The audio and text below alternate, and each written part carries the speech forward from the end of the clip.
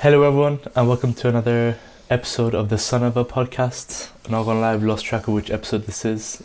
So I think it's episode 16 if I'm correct. But anyways, it doesn't matter. Welcome to another episode. In today's episode, it's a very special episode because it is not just me and my dad, but my mum is also here for the second time on the podcast. Say hello, guys. Hello. Hello. Yeah. We are your parents. And yeah. And today we're going to be talking about 80s movies. Last week's episode was about series, but just series in general.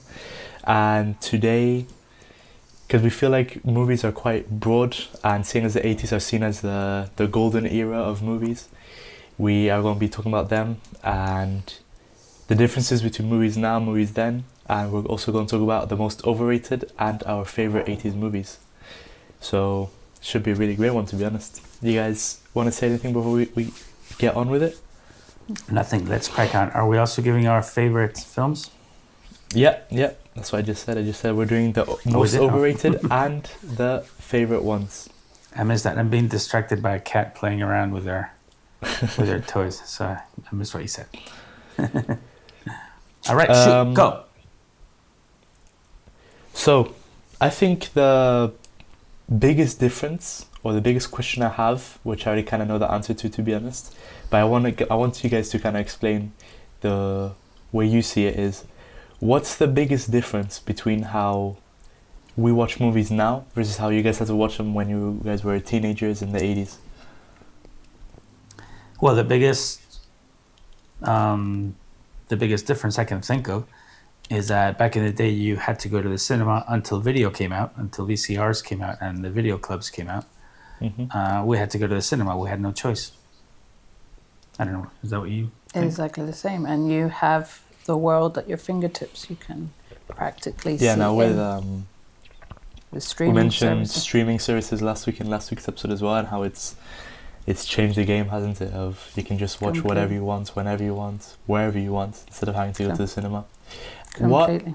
When was cinema clubs and not cinema clubs, movie clubs and stuff like that, where you, like Radio Shack and stuff, when did they start coming out? When were they becoming very prominent and you could just go wherever you want and they started popping up?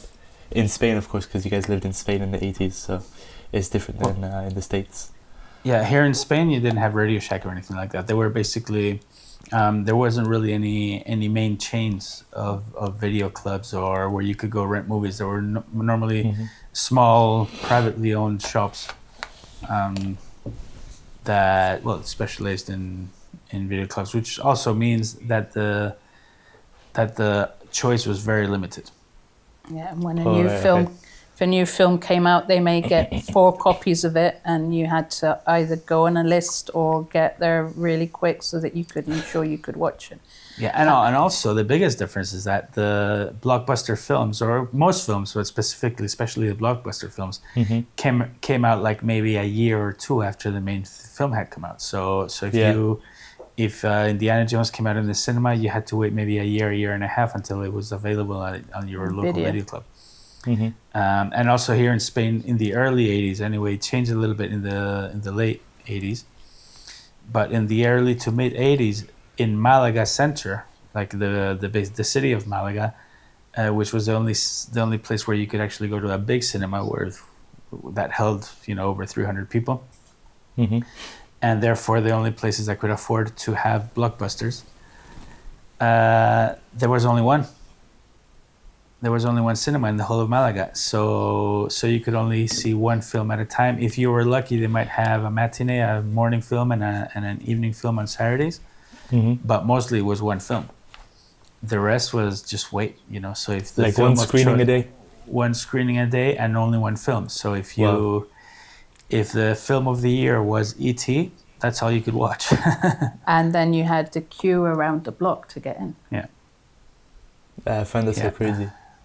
Because now I feel like cinema, like especially now, because I feel like cinemas are dying a bit, aren't they? We got felines. We got feline intrusion. Anyway, continue, man. This is the way it goes. Especially with cinemas now, I feel like, and with the introduction of streaming services, cinemas are kind of dying out a bit because, for example, Disney Plus, they released the Fantastic Four movie maybe like a couple months ago, and then a month later it was already on the Disney Plus, you know? So it's kind of like, what's the point of me going to the cinema for a month later? Of course, unless it's a movie you really want to see. But so when we went to see Tron, there was only like 8 people in the whole cinema, wasn't there? Yeah, exactly. Went to see Tron. Well, that was in a couple months ago now. However, I do get a feeling that the cinema, at least here, it's starting to come back a little bit, because there's big cinemas are making an effort with IMAX and big screens and that kind of thing, which is slightly more attractive. Then you go on the website and you're like, okay, I want to watch this movie in its original version because I don't want to watch it dubbed, and it's only at one time on one day of the week, and it's like, what the hell? What's this? Yeah, that's here in Spain. Yeah. Multiple times on a day, especially if a big movie was coming out. There'd be multiple times during the week, multiple days during the week at multiple times. Sorry, and now it's on a Tuesday at 4:00, and it's like, dude. What? Yeah, we do have to clarify for those 3 or 4 listeners that are not here in Spain that Spanish films are generally dubbed. The Spaniards have the bad habit of dubbing their films. Non-Spanish films are dubbed. The non-Spanish films, obviously. Yeah. So you normally go to the cinema to watch a film and it's dubbed in Spanish, which isn't bad, but it takes a lot of the grit out of the film. But so I find it kind of crazy to think that there was a line around the block for just one movie, and that there was one movie at one time during the day. So it was really like going to a concert, to be honest. Yeah. Well, there was a lot more anticipation than most things nowadays. Yes. Everything was quite new, and you'd try to be one of the first ones to see it so that you could tell your friends, I've seen it. And in my case, ruin it for them. Yeah. Well, and also, apart from the number of cinemas being a lot smaller, you said there was only one that was proper, like a proper big cinema. I presume the actual screens in each cinema was also significantly smaller as well, huh? Oh, well, the screens were big, but the quality was pretty horrible. The seating wasn't terribly comfortable either. You could smoke at that time. You could smoke in the cinema. So imagine the stink and the plumes of smoke in front of you where you're trying to watch a film. People would talk a lot as well. Yeah, but that's what there was. There wasn't anything else, so we didn't know any better. We didn't actually say, "I wish nobody smoked," because that's what there was. Everyone smoked everywhere at the time. And then we'd had the summer cinemas. Yeah, that's right. Which are the open air cinema we'd have here in the centre of town, with metal chairs. It was so uncomfortable. We'd take cushions from home. That was very much a very social thing. Yeah, I never really attended those, but yeah. I did, because it's like right just here. Down there. Nowadays they do them on the beach still, don't they? So this was the beginning of the 80s. Then by the mid 80s, they'd opened one big cinema that was actually 7 screens. So that was like a huge thing, right? Because you could suddenly have 7 blockbusters in there. It's kind of funny. But it was an experience, I have to say, right? Going to the cinema, the good thing about it was that it was a real experience, right? So it was a thing, right? It wasn't quite going to an amusement park or a concert, but it was almost there. What we've talked about the cinema and the experience of the cinemas and the change then versus now, but what about the actual movies? Have you noticed any movies that back then you were like, wow, this is absolutely amazing, and you've come back, rewatched it, and you're like, oh, it's really not aged that well at all? Yes, like, I can think of a couple. You find it cringy or maybe just even boring, and you just were like, how could I watch this? Well, there's one that comes to mind straight away, which I think you disagree with, and that's Top Gun. Yeah, I don't agree with you there. Top Gun is the one film which I loved when I watched it. Right, because I was in the later of my teens, right, 15, 16 when I first watched it. I'm not sure when it came out. And I rewatched it a couple of months ago, and my God, it has aged so badly. It is I mean, those cliches, that cheesiness is just not good anymore. You know, when they're singing to Kelly McGillis in the bar, you know, you've lost that love. I mean, come on, man. Is that the one they're singing, the Righteous Brothers? You're trying hard not to show it, baby. But baby, believe me, I know that you've lost that love and feeling. Whoa, that love and feeling. You've lost that love and feeling. Now it's gone. I can't remember. You've lost that love and feeling. You know, I feel the need. The need for speed. Oh God, I just can't. I couldn't watch it. Seriously, it was. I mean, I can see why it was so popular at the time, but it hasn't aged well. And to be honest, they've tried to recreate that same vibe with the Top Gun Maverick film, and as far as I'm concerned, failed miserably because they recreated that vibe, and that vibe has not grown old well. I mean, at least in my opinion. Clearly, I'm in a minority because it was huge, right? Top Gun Maverick's been a huge hit. But my lord, you disagree, right? You like Top Gun, right?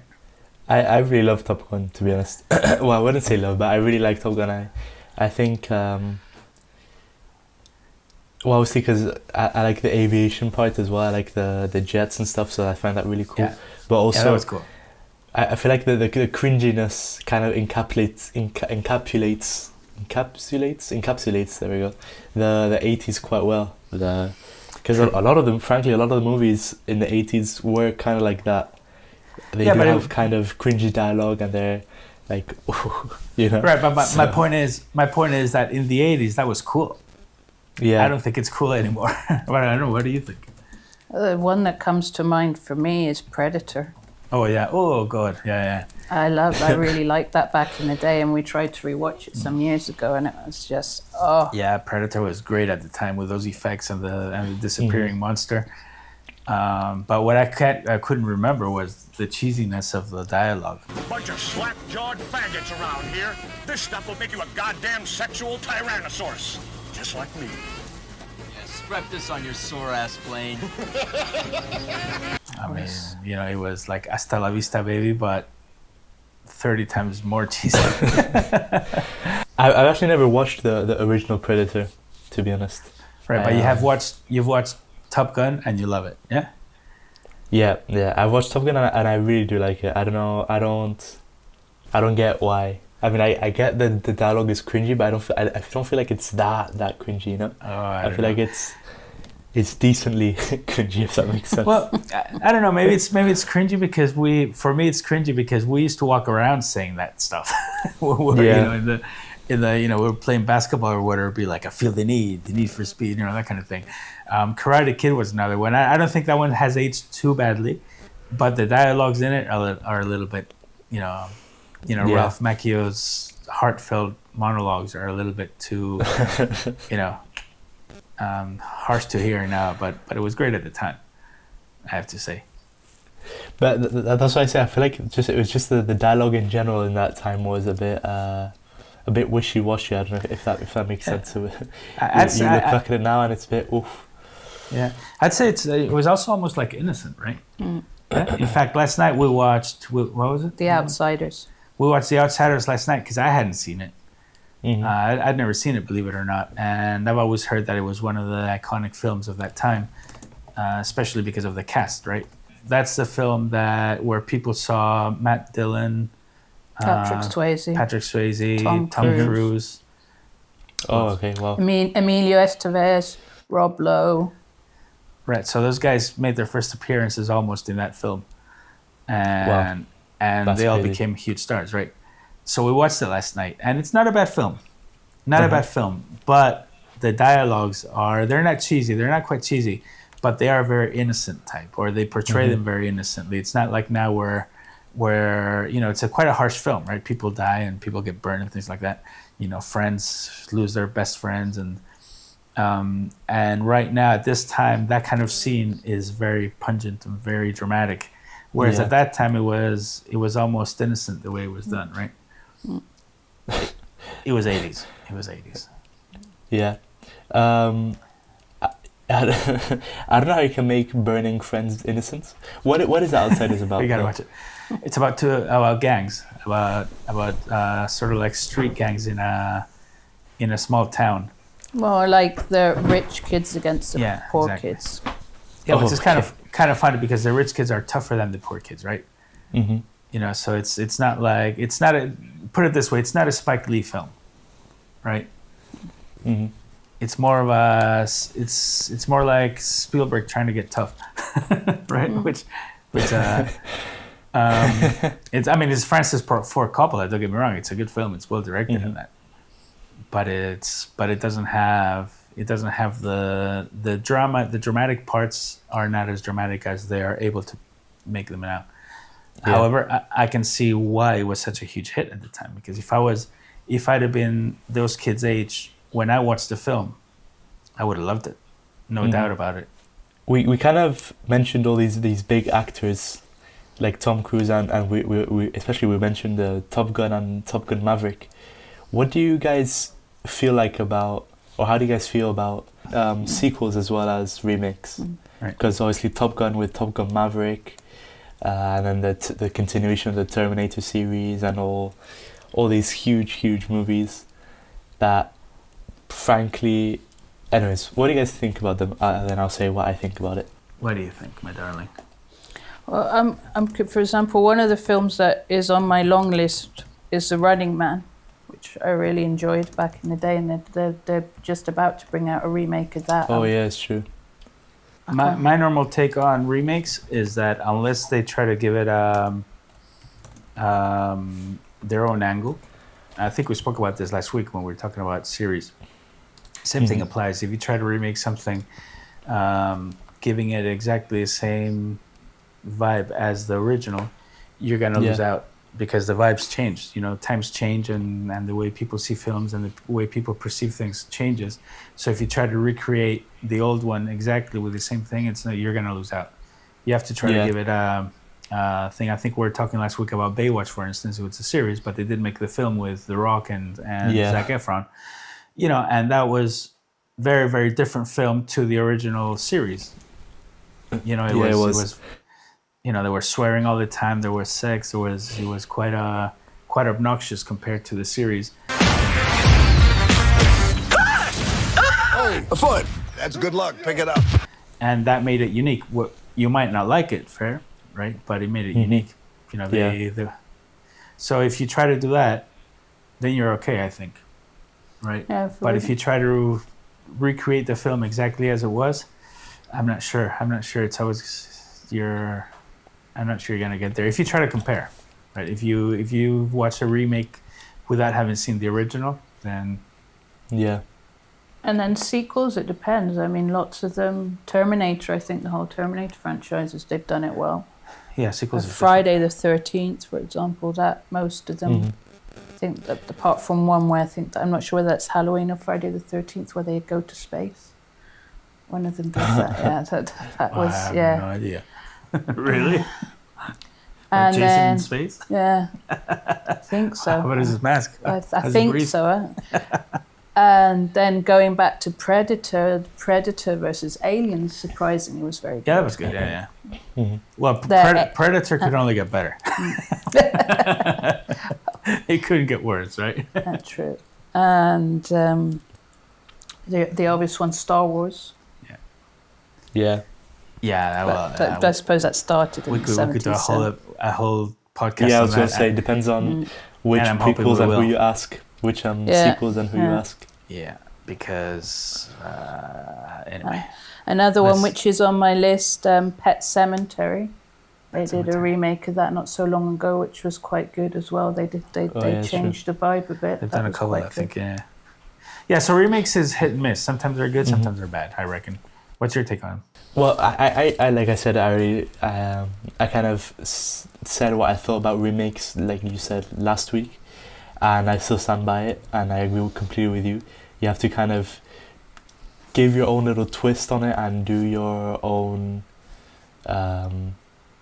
your own version in a sense of it, because if you just completely try to do a copy and paste, it's not going to work at all.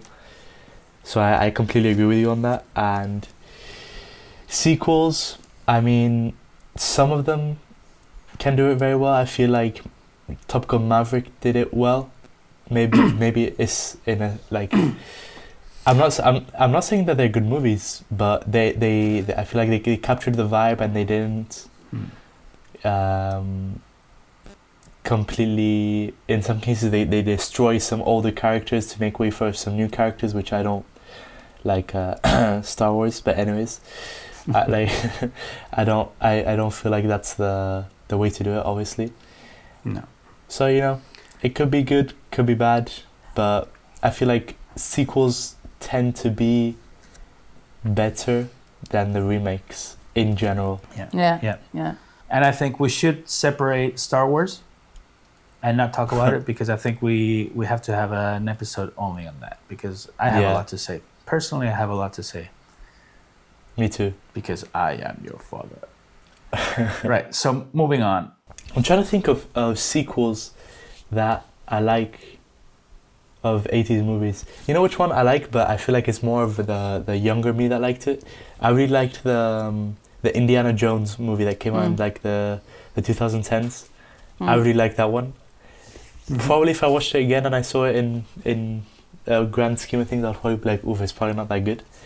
Which no, it's fine. That's the one Crystal with Kate. Skull? Yeah, the one with Kate Blanchett. That was all right. It wasn't like fireworks, but it was fine. I think so. But I've had another one come out, no? There's now that yeah, the Dial of Destiny or something like that. Yeah, that I haven't seen. I'm not sure I want to watch Harrison Ford in his 80s. I went to watch it in the cinema, but honestly, I have no recollection of it. So, yeah, wow. I don't remember any of it at all. So that could say a lot. Right. Yeah, that is a good series of sequels. For instance, I mean, a lot of them were in the 80s, right? But I think the whole Indiana Jones franchise did a pretty good job of carrying on without repeating itself, which is also a danger in sequels. Another sequel, which was, I think the sequel was a good film if it wasn't a sequel, because the first one was just so good and also groundbreaking, I think, at the time, was the sequel to The Shining. I mean, The Shining is on the list I have here. It's an amazing horror film. A few years ago with Ewan McGregor, I think it was called Dr. Sleep. Basically, the boy from The Shining as an adult, and it was an okay film. But it was okay. It wasn't great, but it was okay. The Shining, Yeah. Have you seen The Shining? It's true. No, I've never seen it. Never seen The Shining. I mean, the thing is that we're also talking about a huge decade. I mean, for some reason, considering the means and the incredible directors and the incredible techniques we have now, the 80s films were just, the good films were just incredibly good. So they're hard to beat. So, making a sequel or making remakes is hard. It's out of the question. We should be talking about the actual films themselves. There's just so many. You know why I think back then each movie was its own thing and absolutely huge was, I feel like back then it was, you had one shot, if you know what I mean. Each project was kind of like their children, like they had so much love towards each project and there was so much effort put into it, whereas now there's so many movies coming out, there's so many productions happening at the same time, there's so much money actually to be able to do these productions that honestly sometimes, like, if it's not big, then well, it's fine.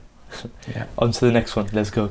You know what I mean? Totally true. The 80s were... especially with these... Yeah, what were you going to say? Sorry? No, the 80s were very special because of that, because there was new techniques coming out, there was new technology coming out, a bit like music, right? You had the advent of digital in music, and so that was an incredible impulse to creativity. And in films the same. When after George Lucas did Star Wars, it could only get better from there. Effects and effects. The techniques started getting better. The blue screen started getting better. the cameras started getting better, and lighting techniques, and that was just a huge impulse to the director's creativity and the writer's creativity, right? The writers were suddenly not limited to little plastic stop motion figurines, in their minds. They had to, they could do stuff. And as the decade progressed, that got even more and more and more obvious, advanced. Right? So you started with Empire Strikes Back, and you ended up with Terminator, incredible in the same decade, and the difference is abysmal, right? And so that's why later on, when we talk about our favorite films, it's impossible to pinpoint favorite films, because there's just so many good ones in all genres, not just sci-fi. Yeah. There seems to have been also a kind of, we talk about those films being innocent in their dialogue, but compared to the 70s dialogues, they were much more mature. They're much more realistic, so to speak. Yeah, of right. course. The acting was also more natural than the 70s way of acting, and actors, I think, starting to come out more in the way they portrayed. Like you got things like Scarface, and the way Moonstruck. Who? Moonstruck. Yeah. Anyway, acting too. I don't know. Maybe it's because it's my decade. Maybe I just think they were better. Yeah. Fair enough. Well, we'll move on to the final segment, or final segments of this podcast. We've already been talking for quite a while. So actually, before we go into the overrated and our favorite ones, I have one more question. And it's, if you could remake one of the 80s movies with modern technology, which one would it be? Never-ending Story. But that's impossible!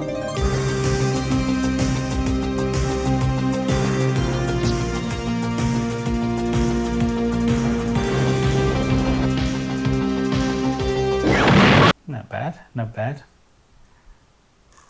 I've gone blank. I have no idea, to be honest. I would probably, I would probably go for something like, obviously one that they haven't tried yet, right? Yeah. Because if we were talking about something like RoboCop, they've done remake. And I can't include Terminator because there's so many Terminators after that it's practically remaking the film with new technologies as well, right? So otherwise, I would remake the first Terminator to try to make it a little bit more. But I can't really think. There's just so many, just so many films that I would. But remake, I'm not sure. I would do. I would, the really good ones that I really, really like, I wouldn't touch. You don't want to screw around with that. I'm talking about like just the film quality is better. So everything would be the same. It would be the same actors. It could even come out in the same time if you wanted to. but just if there was special effects, it would be special effects that would be used now, cameras that are used now.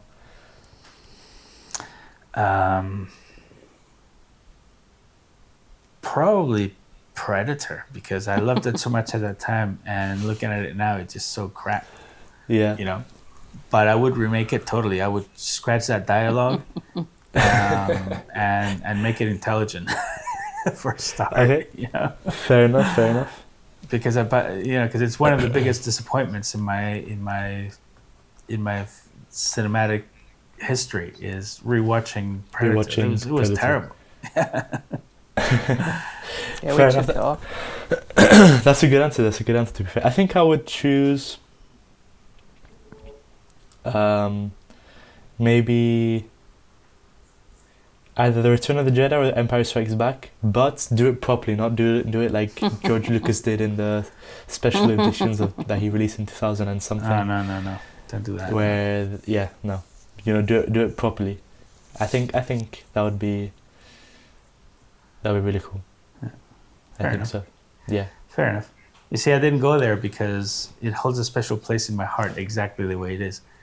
When I see Luke opening up that, what's the little critter word that he has to open up when he has to cut in half. That I forgot thing what they is, were called. I can't remember the name of the creature, but when he has to cut it open to get inside and feel warm, those entrails coming out, which are clearly plastic. The AT&T's stop motion, you gotta give it to them. That's magnificent. I wouldn't change that. I love it. Fair enough. But I wouldn't change it. I also love it like that, how the way it is. But I want to see what it would be like. You know what I mean? Okay, yeah. It's just the curiosity of with sci-fi. Obviously, it has to be proper CGI that's actually well done and well funded, not like like some movies that come out now where they have super naff. Like, come on. Anyways, you know what? Yeah. 5 minutes CGI, yeah, exactly. And now going on to kind of, I guess, going back to the 80s, what movies that came out then that everybody loved, and when you went to watch them, you were kind of like, guys, what do you see here? Why that you just thought was overrated back then? Back then. Yeah, back then. Well, Mummy's favorites. I thought were overrated. Which one? Willow, Neverending Story, Dark Crystal. When I watched those, I thought they were a little bit cheesy. But how old were you? All of them are for younger. Yeah, I can't remember. Well, that's why when I saw them, you were probably older. Yeah, when I saw them and I saw Dark Crystal. Yeah. They were puppets, I mean, I know Jim Henson. It's supposed to be puppets. I know, but it's not supposed to not look like they're not puppets. It's supposed to look like they're puppets. I have the Dark Crystal book. You've seen it, right, Gabe? The Dark Crystal? I don't think so. Well, a Never-Ending Story. Then when I saw the flying puppy dragon thing, I could practically just see the puppeteers going like that behind it. Atreyu's role wasn't exactly super high-end acting. I thought it was, anyway. That's what I thought at the time. Maybe I was older. What's your issue with Willow? Actually, Willow's not too bad. Willow's not too bad. That was all right. That was more of a proper adventure type thing. Oh, is that 90s or 80s? The Princess Bride? That's 80s. Oh, I have a huge issue with that. Yeah. That actually wasn't too keen. Labyrinth was very cool. But anyway, we're talking about my controversial overrated one, which you both do not agree with me at all. Which one? Die Hard. Oh, Die Hard is... Oh, come on. Oh, that's a classic. That's beautiful. That's marvelous. That's Bruce Willis. Yeah. Best. Come on. That's kind of outrageous to say, Bruce. Alan Rickman, that dancer guy, he looks so tough. What's his name? The Stolichnaya, whatever his name is, the dancer guy. I was like, oh, that's great. It's absolutely. The only thing I don't like in that film I could do with that is his sidekick, the policeman that waits for him at the bottom. That's kind of a little bit too much, but he had to be there. But everything else is great. He's doing it for love, to save his marriage, But she doesn't want anything to do with it. Exactly. It's a lost cause. That's why it's called Die Hard, because it doesn't matter. He's got nothing to lose. I found it. And he saves it on his own. Another one I found really overrated, which I think you will agree with, is Home Alone. Oh, yeah. Yeah. That is 80s, no? Home Alone? Or is it Home 90s? Alone overrated? Yeah, I never liked that. But you see, I was quite old when it came out. I was already in my late teens. Home Alone, is it 80s, sir? I don't know. 80s, yeah, I think so. Yeah, check it out because this is important. It's 1990. No. Okay. Well, then moving on. Moving swiftly on. Edit it out. That's crazy to say that Home Alone is overrated. Well, when we talk about 90s films, we can start with Home Alone. Okay. We can have a family feud online, live on TV. There's already been a couple here, anyways. So yeah. Right. Moving on. I'm trying to think of ones that I've seen that I found overrated. You being a product of the 2000s, you probably find a lot of them overrated, right?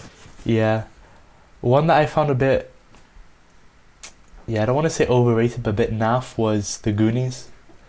I watched it recently, and I'd stopped watching it because I found.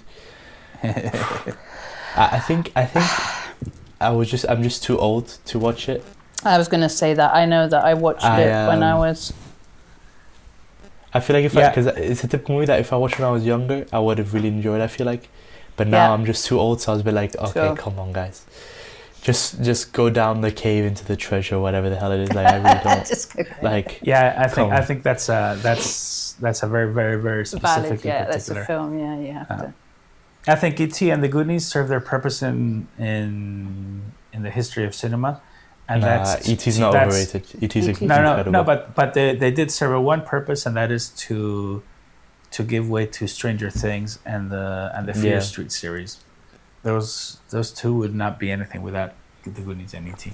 Well, I have to say, Josh Brolin's outfit when he's working out is incredibly like, what the hell are you doing, dude? I remember I saw that and I was like, what?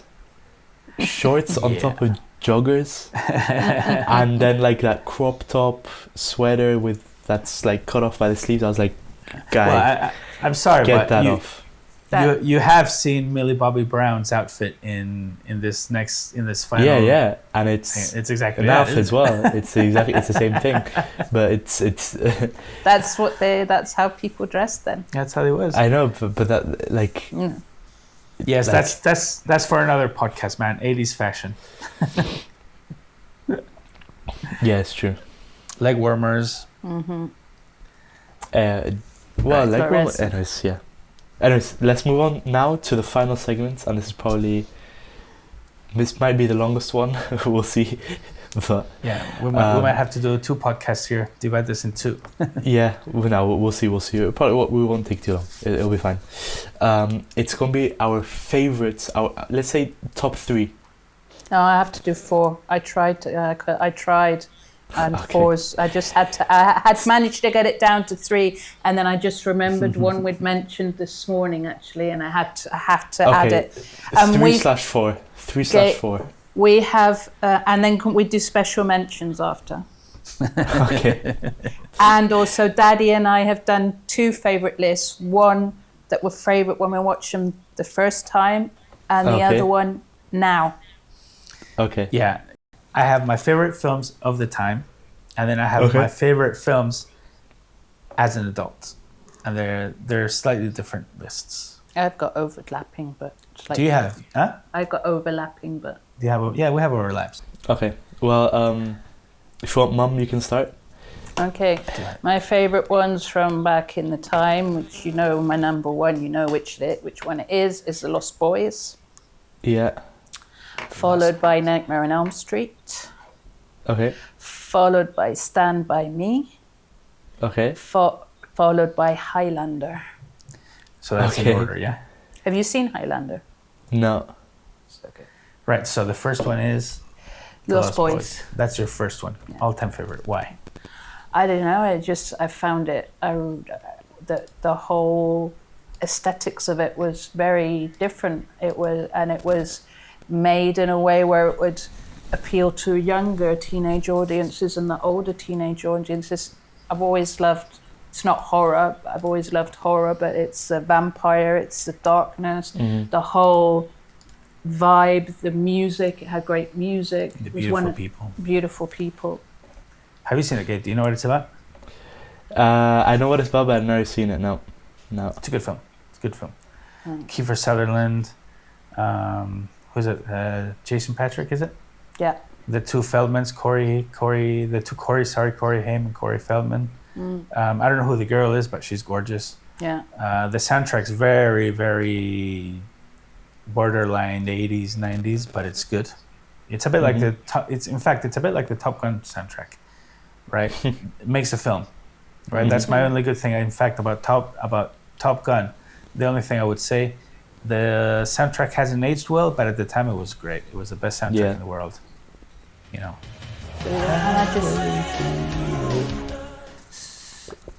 Danger Zone. Or Take Me to the Danger Zone. Anyway, Kenny Loggins, my man. Yeah. But yeah, I like the story. I like the whole vibe. Right. So moving on, that's The Lost Boys. I great film. Not my favorites, but great film. Second one was Nightmare on Elm Street. Oh, Johnny Depp. We're talking about the first one, yeah? Yeah, the first one. Yeah, Nightmare on Elm Street just scared me witless, and at the same time I couldn't stop watching it. And of course, it said Johnny Depp just had you on the edge of the seat. Again, I think it was the start of a new type of horror film. It was the start of the, I mean, there had been, but the teenager, the predecessor to Scream and all that sort of thing, right? Yeah. Right, so Nightmare on Elm Street, number 3 was? Stand By Me. Stand By Me, great film as well. Stand By Me. Mm-hmm. That Stephen King. Completely different. It plays like a book to me. Another Kiefer Sutherland film. Yeah. I'm starting to see a pattern here. Kiefer Sutherland. To me, it played like a book. It felt very, even though it was set in the 50s, 40s, 50s, yeah. 50s, felt very identified. I was about the same age as the characters. Also another Feldman one, Corey Feldman, as well. And just found it very engaging. As an adult, I found it very endearing, but as a child, I found it very engaging and, just a story that you could identify with. I liked it because their trip through the railway tracks was just like the trip through the railway tracks we took every time we went camping to El Cerro. It's pretty much the same. Crazy. And then the Highlander, Highlander's good. You will always be weaker than I. Again, just found it very captivating. I loved the storyline. I loved the action. I loved good against evil. Mm-hmm. Yeah, that was a great film. Actually, I just said that line. It's something that we used to do. I don't know if you guys do it or you ever done it. We used to love memorizing all those cheesy one-liners from films. I mean, I know that Schwarzenegger has made his Hasta la Vista and the I'll Be Back famous, but that one, you'll always be weaker than I, or Happy Halloween, ladies, that kind of thing. Well, we used to memorize those lines, or again, of course, Tom Cruise, I Feel the Need for Speed. I don't know if you guys do that these days, but we used to do it all the time. No, obviously not. I don't know. I don't really think so. If you have to think about it, it's because you don't. Right, so it's a good list, mommy. Good list. Okay. It's a very good list. And that's your. We don't agree. That's your. When you watched it, the favorite ones when you watched it. And what about the ones now? The ones now. Rewatching. Number 1, still The Lost Boys. Okay. Number 2, The Shining. Because I don't think I actually watched The Shining. I think I watched it when I was a little bit older, but that's just an amazing film. Friday the 13th, I really like the whole Friday the 13th thing. And still Highlander. I rewatched Highlander about 7-8 years ago, and it seems to remember it had aged okay. There's some bits in it, maybe a bit sketchy, but it's just a really good film. Yeah. So Stand By Me knocked off. Yeah, but again, it was a hard decision. Okay, fair enough. Stand By Me and Nightmare on Elm Street again, but it's a hard decision. Oh yeah, true. And then, Dad, what about you? Oh, sorry. Special mentions at the end? Special mentions at the end. Okay. Let's go for the famous, because otherwise we'll be here all day. Yeah. Right, my top 3/4, okay? So the first one, undoubtedly, The Empire Strikes Back. Okay. For sure. When it came out, I've been waiting for it to come out forever, right? Amazing film, still just as good as the first one, if not better. My second one, again, because it meant so much to me when it came out, is Back to the Future. Right, I absolutely loved it when it came out, and I have to admit I am 100% biased, because the moment I saw Marty playing that guitar, I thought this is a film for me. I mean, the beginning scene when he's got that tiny little guitar and that huge amp and he blows him away, I was hooked. I didn't care what the film was about. I wanted to watch it. And then when he's got the high school dance scene when he's playing Johnny B. Good and he starts playing that Van Halen type solo.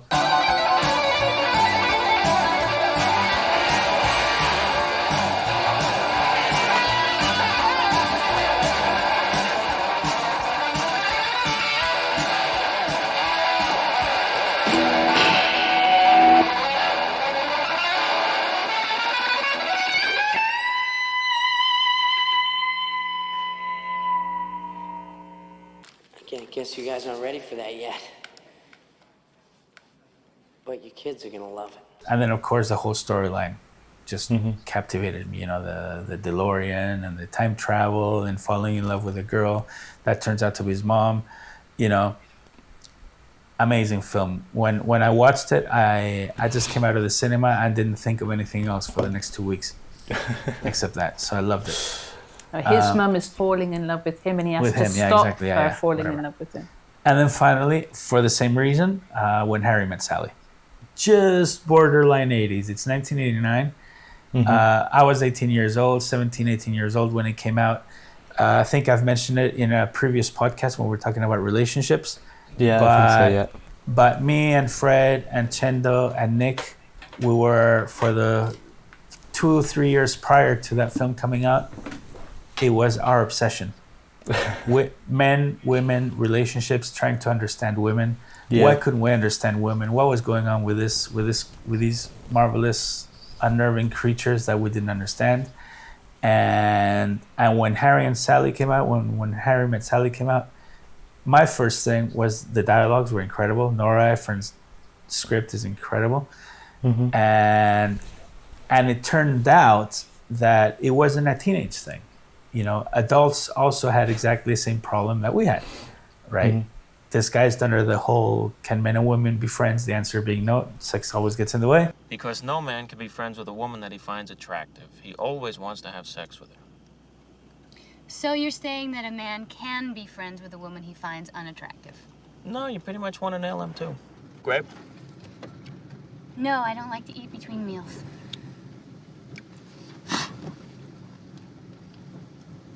I'll roll down the window. But the fact that they just can't understand each other, you know, the fact that was a revelation to me. And the film was absolutely marvelous. Billy Crystal, Meg Ryan, it was just incredible. To be honest, I haven't watched it for a long time, so I don't know if it's aged well. But at the time, it was very dear to me, and I loved it. And I spent hours after that. I spent hours and hours and hours with Fred, just going through the scenes in the film and talking about what they're talking about. Amazing film. My new favorites, I would say, are the films that I couldn't watch at the time because I would either not have understood them because I was too young, or I wasn't allowed to watch them because I was too young. So number one, I agree with Mummy, The Shining. I think it's probably the best horror thriller film ever. It's a masterpiece. When it came out, I think it was 1980 or something like that. I was way too young to watch it. I would have to put Terminator up there because of what Terminator represents and the way it was filmed and the effects that came out at that time when there was no effects anywhere. You know, James Cameron's film. I would have to put things like I don't know. I'm going blank now. But E.T., for instance. E.T. was also groundbreaking as far as filmmaking is concerned. And it's a great film.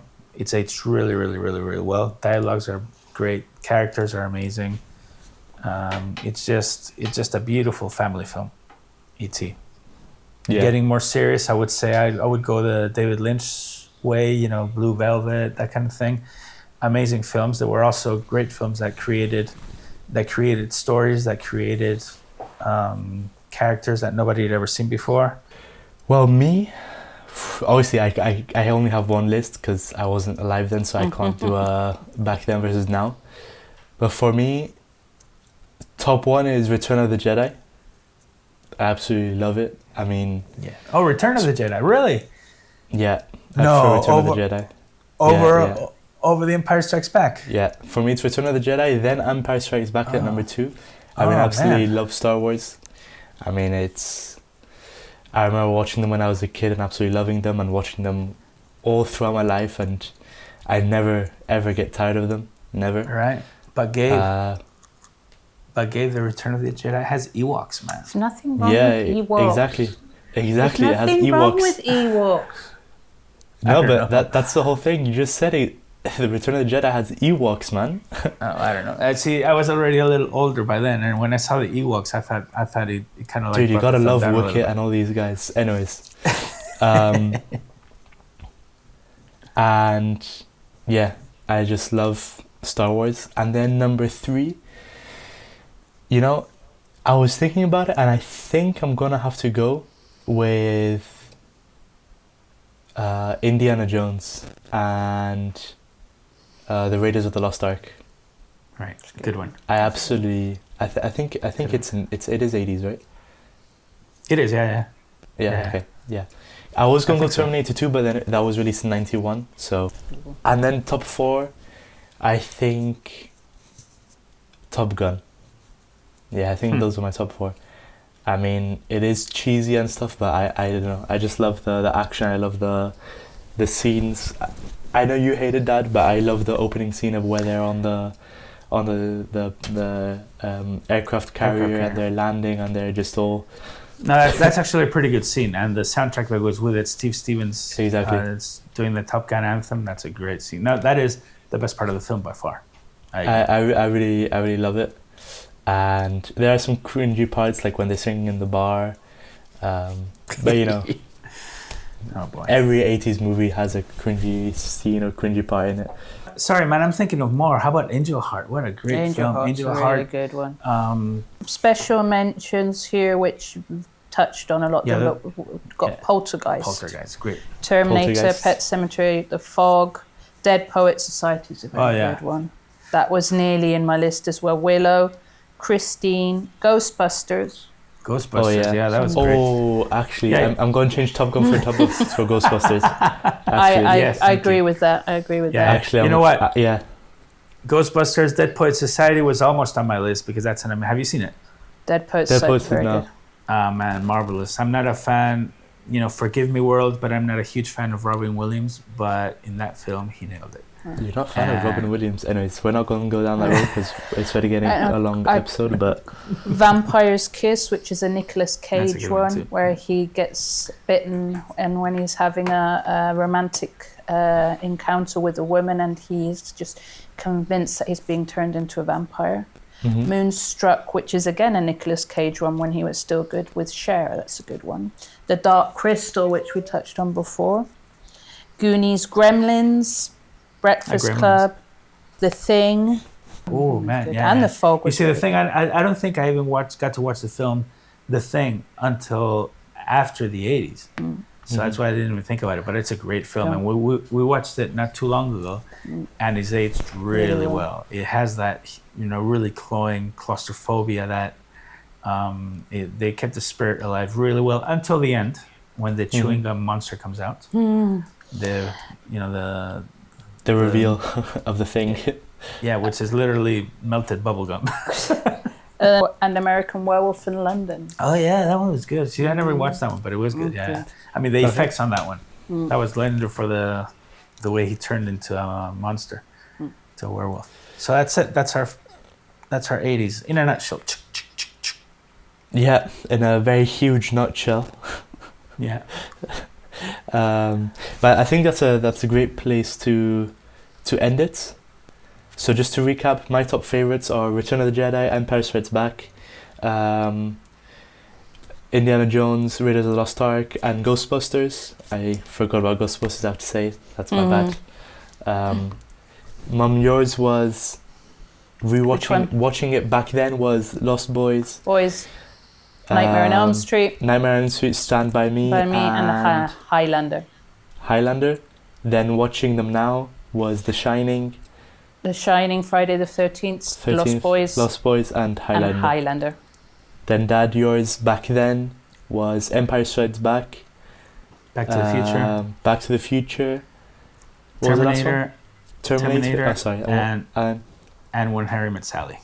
When Harry Met Sally. And then watching them now was... Way too many. It's starting with The Shining. Okay, The Shining and then the rest. and then the rest. The rest are just beautiful, honorable mentions. Well, I think that's a great place to end it. Guys, I hope you all enjoyed watching this. If you agree with any of the probably hot... I had a brain fart. Any of the controversial things we said. There we go. Sorry. In this episode, then let us know in the comments if you agree or disagree. And we hope you enjoyed it. Like and subscribe. Is there anything you guys want to say before ending it?